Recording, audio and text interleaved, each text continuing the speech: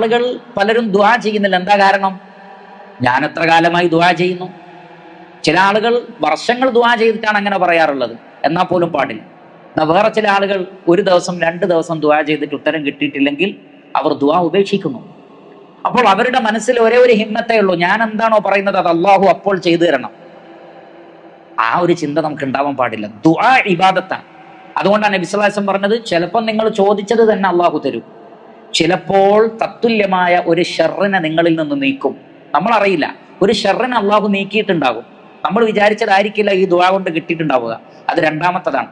മൂന്നാമത് നബി സല്ലല്ലാഹു അലൈഹി വസല്ലം പറഞ്ഞു, ഇത് രണ്ടും സംഭവിക്കൂല, പകരം പരലോകത്ത് ഈ നടത്തിയ ദുആക്ക് പ്രതിഫലം തരും.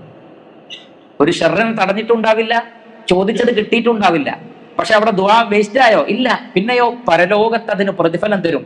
കാരണം എന്താണ്? ദുആ ഇബാദത്താണ്. ഇബാദത്തിന് പരലോകത്ത് പ്രതിഫലമുണ്ട്. അതുകൊണ്ടാണ് ഉമർ ഖത്താബ് റളിയല്ലാഹു അൻഹു പറഞ്ഞത്, ദുആന്റെ ഉത്തരത്തെ കുറിച്ചല്ല എന്റെ ഉത്കണ്ഠ, മറിച്ച് ഞാൻ പ്രാർത്ഥിക്കുന്നവനാണോ എന്നാണ് ഞാൻ ശ്രദ്ധിക്കാറുള്ളത്.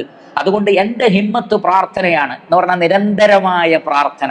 അവസരങ്ങൾ കിട്ടുമ്പോഴൊക്കെ റഹ്മാനായ റബ്ബിനോട് പ്രാർത്ഥിക്കുക. അതിന്റെ അഹമ്മിയത്ത് കൊണ്ടാണ് പരിശുദ്ധ ഖുർആനിൽ ധാരാളം പ്രാർത്ഥനകൾ അള്ളാഹു നമുക്ക് മനസ്സിലാക്കി തന്നത്. പ്രവാചകന്മാർ പ്രാർത്ഥിച്ചത്, സാലിഹ്യങ്ങൾ പ്രാർത്ഥിച്ചത്, വലിയകൾ പ്രാർത്ഥിച്ചത്, ആ പ്രാർത്ഥനയാണ് നമ്മൾ പഠിക്കുന്നത്. അതുകൊണ്ട് കേവലം ഒരു കേൾവി എന്നതിനപ്പുറത്ത് ഈ ദുആകളൊക്കെ പഠിക്കാനും പ്രാവർത്തികമാക്കാനും നമ്മുടെ ജീവിതത്തിലെ ചെറുതും വലുതുമായ മുഴുവൻ കാര്യങ്ങൾക്കും പ്രാർത്ഥിക്കുക. സ്വഹീഹായ ഹദീസിൽ സ്ഥിരപ്പെട്ടതുപോലെ നിങ്ങളുടെ ചെരുപ്പിന്റെ വാറ്, ചെരുപ്പിന്റെ വള്ളി, ഷൂ കെട്ടാൻ വേണ്ടി ഉപയോഗിക്കുന്ന ആ കയറ് പൊട്ടിപ്പോയാൽ പോലും അത് നേരെയായി കിട്ടാൻ നിങ്ങൾ അള്ളാഹുവിനോട് ദുആ ചെയ്യണം. കാരണം എത്ര നിസ്സാര കാര്യവും റബ്ബിന്റെ സഹായമില്ലെങ്കിൽ നമുക്ക് അത് പൂർത്തീകരിക്കാൻ കഴിയില്ല, എത്ര ചെറുതാകട്ടെ.